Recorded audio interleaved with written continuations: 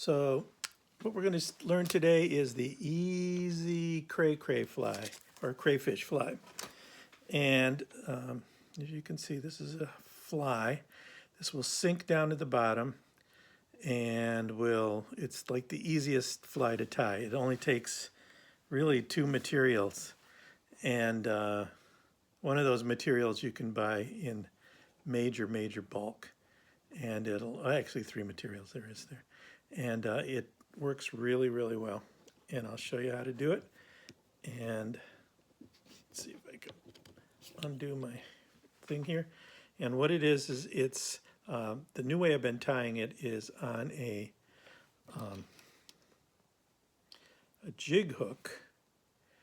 And these jig hooks are really cool because they allow you to bounce things off the bottom without hooking up.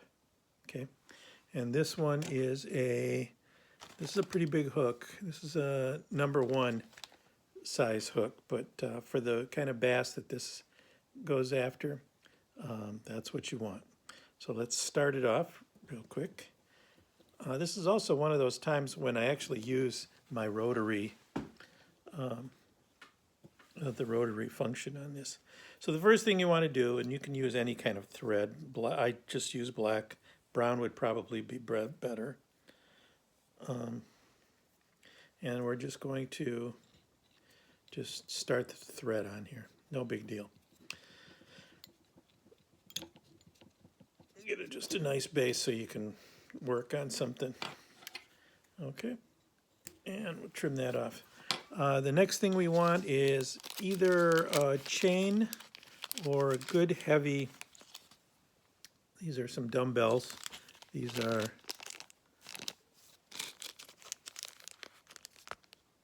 the large size. These are pretty heavy. Since I mostly fish in the Huron, that's kind of what I need.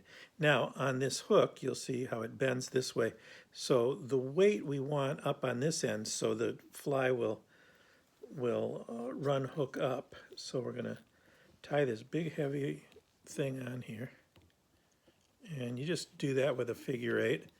And I may not do it quite as much as I normally would, just to speed things up a bit. But I've been finding these jig hooks it's like changed my life. Okay. And then just take it down. Just take it down at the end. Seems then you want some peacock herl, and you want to get this peacock herl I have is a little beat up, but you want a good sizable bunch of peacock herl. I mean, like many strands. Okay. It's not a pretty fly, but it works okay. I'm just trimming off the end so that they're just kind of equal. And I'm just going to tie this on the end here. And then I'm going to work this back up to here. This is the only awkward part. Normally I just tie it right over the peacock herl to give it more strength, but I'll try to do it the right way. So this, as you can see, I keep it in my fingers, and that basically ropes the peacock herl. And you just want to build it, and especially up here near the eyes, you want to get it pretty well built up as much as you can. We'll trim off any of this extra stuff in a minute. And in fact, that doesn't even really hurt that much.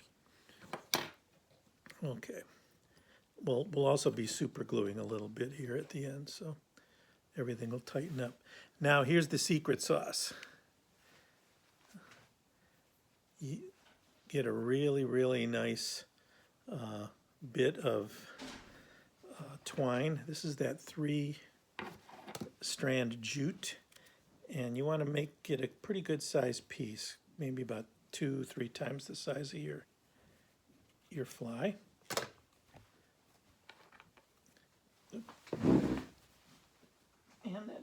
And what you'll find with jute, I'll see if I can get this in close, is if you untwist it, Usually you'll find one sort of thin piece and two pieces that will unravel. Okay, and you want to unravel those quite a bit to where you see how I don't know if you can see that in comparison to the fly. Okay, now we're going to flip this guy over. Here's where the tricky part comes. And we're going to take this and we're going to just flop it over once or twice.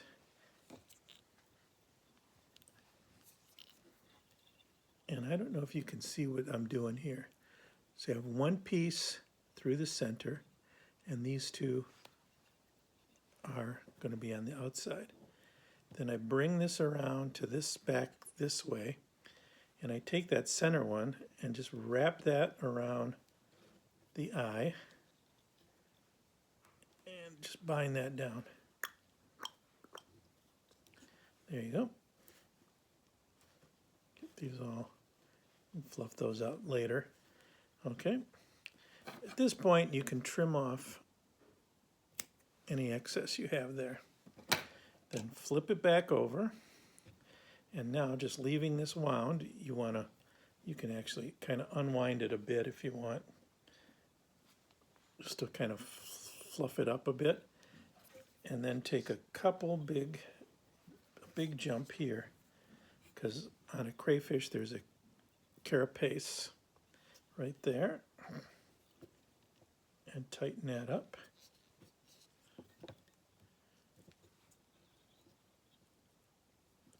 And then a couple spirals down to the tail, because there's a segmented tail. Let's bind that really well down there. Then take this and give yourself a good, I don't know if you can see, here's the eye, and I'm giving it quite a bit of something there, quite a size. Okay, so we're going to finish off this. You can use a whip finisher if you want. Trim that off, and the fly is done at this point. Now this part, you may be going, but why did you do that, Mike? Well, you take this and you totally unfluff it. And actually I made this a little smaller than I normally do, and kind of wrap it on either side of that thing. And then that becomes your tail. That looks a little sloppy. Trim that off. These are always the worst ones. And then now, I use this real high-tech glue. I'm going to glue. Now this fly gets beat up because it's dragging along the bottom. So I kind of give it a little dressing with the crazy glue. And make sure the bindings are all real tight. Get right down in there with that eye. And that's pretty much it. And then when this fly, there we go. So it's fished upside down like this.